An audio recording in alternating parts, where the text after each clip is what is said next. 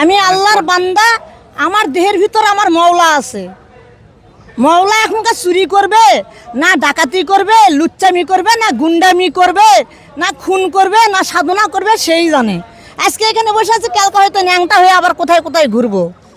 কালকার দাম কার গলার যায় ছুরি মারবো, কার কাছে আমি পকেট মারবো। ওগুলো মওলা, এখন মওলার ইচ্ছা খুশি মওলাই চলবে।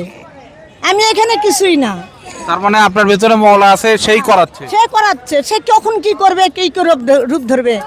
আপনি দেখলেন এই তো কিছুদিন আগে শেখ হাসিনা কত কি করলো, তারপর শেখ হাসিনা দেশ থেকে পালাই গেল। শেখ হাসিনার ভিতর কি মওলা নেই?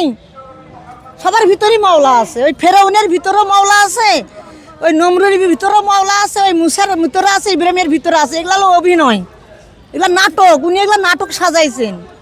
সিনেমা দেখেন না, সিনেমার মধ্যে কেউ রাজা হচ্ছে, কেউ বাদশাহ হচ্ছে, কেউ চুর হচ্ছে, কেউ ডাকাত হচ্ছে, কেউ লুচ্চামি করতেছে। সব কিছুর মূলে ওই মওলা একাই। সেই একের মধ্যে যান, এককে চিনতে শেখেন।